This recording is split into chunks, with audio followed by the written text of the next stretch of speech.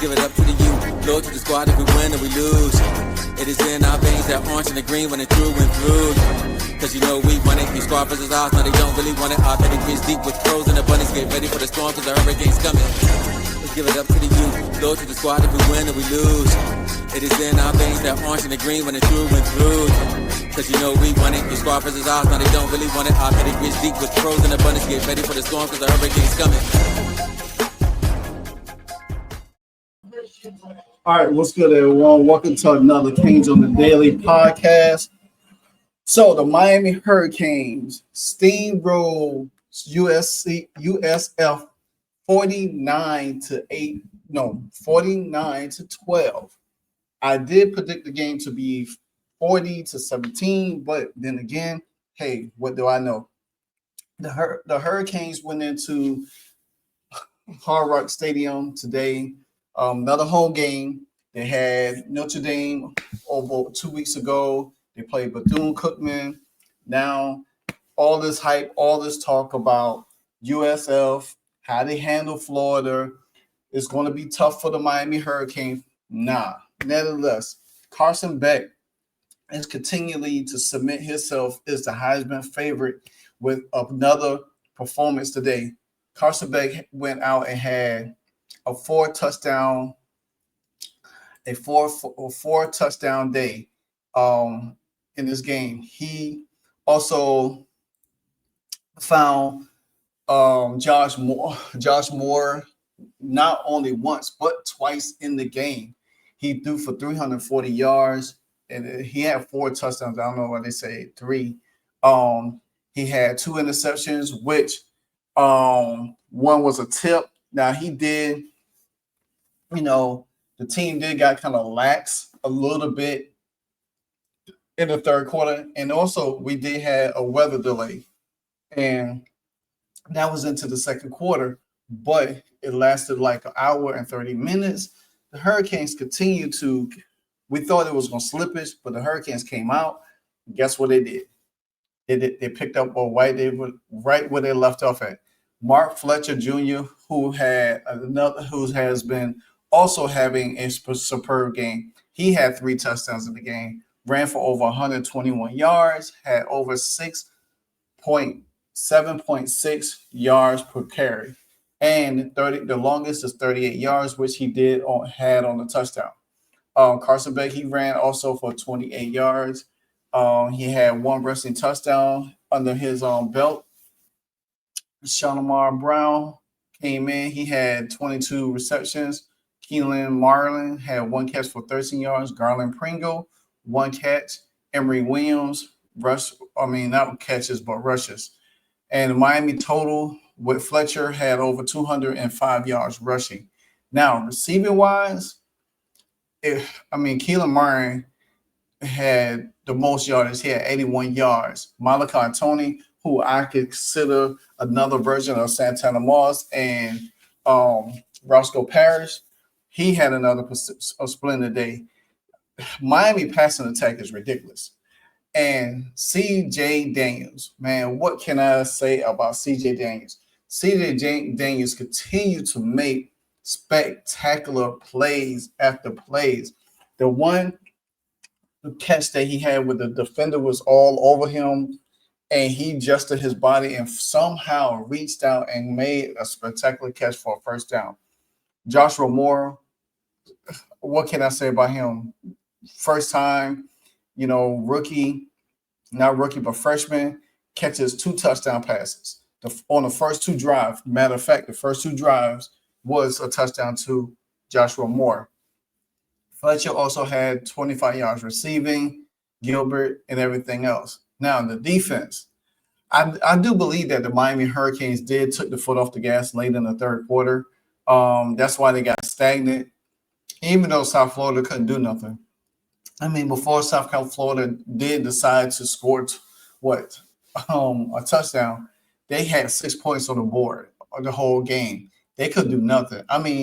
Literally, they could not do nothing. All this talk, if you look at their stats, Brown did pass for 274, but they ain't had no choice to put. Like I said, I think Miami took the foot off the gas defensively.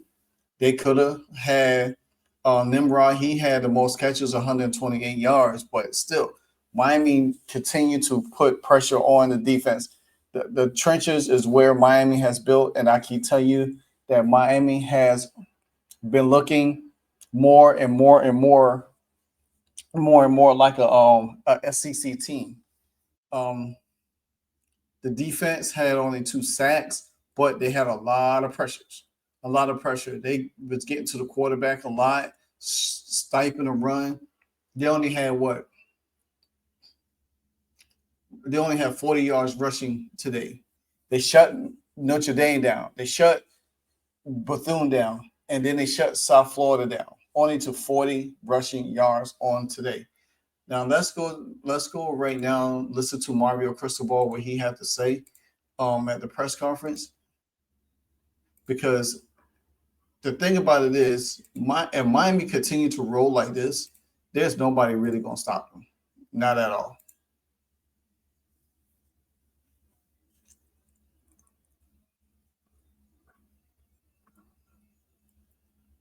As possible. All right, guys. Again, good evening, and thank you for being here tonight. Really just fired up, impressed with the way our players, our team, our entire organization handled the week in preparation for a team that had been playing really good football team, and handling what they do best, which is tempo, right? Trying to wear people down. And so hats off first goes off to our scout team, who simulated them as good as you could possibly do all week long. And because that is a challenge, but the physicality, the level of energy that we played with tonight, albeit a couple of critical mistakes, was progress for our football team. So that being said, questions, please. Tim Reynolds from AV. Mario, I know you're not a big believer in statement games and that sort of thing, but this was a team that's ranked. That's 2 very good games to start the year, and it was about as one-sided as you see a ranked game. Just what does this say about where you guys are at this point? Well, I mean, again, I like to give them credit because they are good. They've got a lot of speed. They've got a lot of athletic guys that make a lot of plays, and that scheme is hard to deal with. I think our guys, they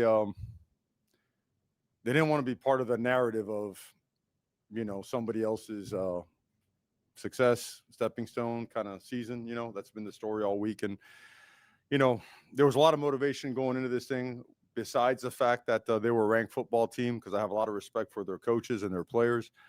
But it's an in-state game, and those things you have to play at your very best, because you're never all the way out of these games. And our guys really took it personal to not let anything get in the way of doing their job. Intensity, physicality, urgency, and discipline all came together very nicely for us tonight. Coach, Mark Fletcher, 2 touchdowns, a lot of gutsy runs in there. Just we've seen over the last couple of years, but what did you see from specifically at night that stood out the way he was able to? Well, it's a loaded box. I mean, it's +1 and then some. They're in. I wouldn't say they're in 0, but they're as close to being in 0 as possible. You're almost outnumbered by 2, so there are going to be some muddy, bloody runs in there, and he finds a way to make space and make holes and contact +2, and then as the game wears on, people start taking chances, trying to tackle him a little bit earlier and not let his momentum go, and that's when he's really dynamic. He starts making people pay. His jump cut is outstanding. His ability to accelerate, make people miss, and run through people is awesome. And he's got great eyes. He sees things great, and he gets better as the game goes on. The third and fourth quarter were certainly some of his best play. The defense, you guys bent a few times, but didn't really break until that 1 touchdown late in the game. Just what did you see from? Yeah, I thought the defense was awesome. I know they got down there, they kicked a couple field goals, but they had 4 3-and-outs, I believe, an interception, a fumble, and we sputtered on offense. We really could have widened the gap a little bit, but we didn't. We got to get better at that. Certainly a lot of things to work on when we watch the film, but the defense, just the amount of pressure they put on their quarterback, the job they did on 1st and 2nd down to put us in favorable 3rd down situations, allowed us to play to our strengths, right? Our speed, our power, and allowed us to get the ball back. Mario, speaking of pressure, your offensive line tonight, I feel like Carson Beck plenty of time, opened up a lot of holes for Mark and Marty. Just what did you see from that unit, and what was so successful from them tonight? It was going to be one of those, again, a very muddy, a very dirty yards type of game. Todd Orlando's an awesome coordinator. I mean, Kevin Patrick does a great job coaching that front as well. They're a very physical bunch. You saw what they did the last couple of weeks. So every angle, every half position, hand placement, leverage, pad level today was going to be critically important. And then being able to fit and move piles was going to end up being the difference in third and short, fourth and short versus, the longer yardage situation. So I see physical play. I see guys chasing guys down the field. I see just constant progress and improvement in the type of culture that Coach Mirabal sets for that room on a daily basis. Coach, obviously Brown has been known to, run a lot and get a lot of yards, but you guys did a great job of containing him tonight. What were the keys in keeping him contained only at 2 positive yards from the line of scrimmage? Well, again, he's a great player, and you're right. Like, preparing for him it's as difficult as you could imagine because he does throw a great football. You saw the long passes he hit tonight. You almost hit another one there at the end. So a lot of diligence in watching film, a lot of schematic adjustment, and then some really hard physical play at the line of scrimmage and getting 11 hats to the football. You see a lot of times it wasn't the first guy there, it was a second or third guy there trying to clean things up and getting him on the ground. You got to wrap him up. You've got to get more hats to the football. You've got to get multiple people on him to eventually wear him down because you saw what he did last week. He was running through people. So great job by our defense today. Coach, you guys had a pretty big weather delay, when you had the momentum rolling into it and also came out of it with, that momentum as well with the score. What was... All right, so you got to hear what Mario Cristobal said. He, what the team did, and he gave South Florida a lot of respect because the fact of the matter is that South Florida was a team that was high on everybody's radar because they thought that, hey, they was going to be able to handle the Hurricanes like they did Florida.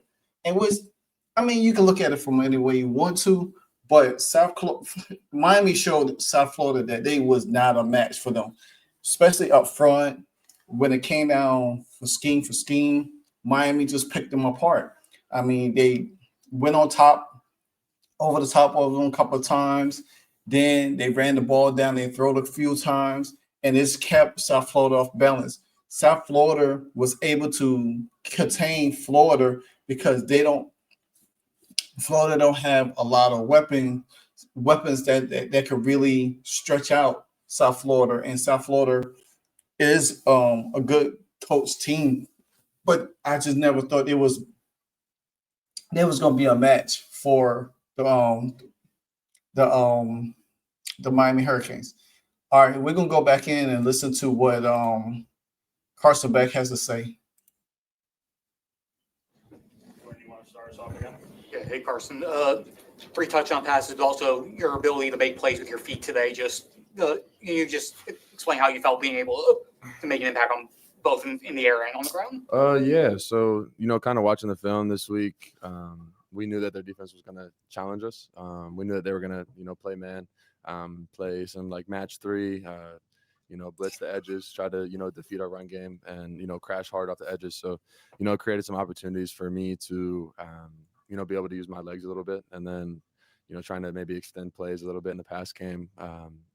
But it's kind of just what it was called for, and whatever coach needs me to do, I'm gonna do it. So glad I was able to showcase that a little bit tonight. Win on tonight. Now, this Miami team, you guys are quick, you're physical, and you have a big game next week. You're facing Florida. This is a team that you faced before being in the SEC. Now that you're in a new conference, how does a team like Miami prepare for this game? I think we prepare the same way that we prepare every single week, right? So tomorrow we'll go in there, we'll watch the film of this game tonight. We'll fix our mistakes that we made, and then I'll go watch 2 of their games that they played this year, and then Mondays I'll do what I do. Tuesday I'll do what I do. Wednesday I'll do what I do. I'm not gonna give my secret sauce away, So I'll do the weekly plan, and then we'll create our plan, and then Saturday we'll go out and execute. So I obviously want to celebrate tonight, and just trying to go 1-0 every single week. Carson, just what do you think of Josh Moore tonight, getting his first 2 touchdowns in college? A couple of really nice plays by him. Yeah, it was awesome. I'm always happy to see young guys execute and have success, right? You see how hard he works. You see how talented he is in practice, and for him to come do it under the lights in Hard Rock and, show the world who he is and the talent that he has. I mean, that's what it's about, right? It's about coming out on Saturday and playing the game you love, right? I mean, that kid's made so many plays in practice. It's actually ridiculous. Like at first scrimmage, I think he had 3 touchdown catches, and that was like the first time I was like, oh, wow, this kid's gonna help us this year. So it was awesome to see him, kind of come onto the scene tonight and be able to make some big plays for us. Like every week has another ridiculous catch. Just what's it like throwing to him? Because like you put a ball near him, he's gonna come down with it. Yeah, man, that's what he tells me. He says, "Put it near me, I'm gonna go get it," and that's stood true so far. So, man, he's so consistent, and he's such a consistent worker. And I love to speak highly of those guys, not only because they're super talented, but because of the work that they put in. It's so consistent, and it shows on the field every single week. Every Saturday we come out there and the success shows, and that room is so deep that you don't know who's going to be the guy, right? I keep making fun of them saying like, who's going to get 100 first, but then they're like, man, we got too much talent, like whatever, blah, blah, blah, blah. And I'm like, well, one of y'all's got to get 100 first. And they all start laughing and whatever, but man, just can't speak high enough of that group. And obviously with CJ, being kind of that older leader in that room. All right, so you got to listen to what Carson Beck has to say. So to me, I think this team is starting to get better and better each week. Now they do got another test with Florida.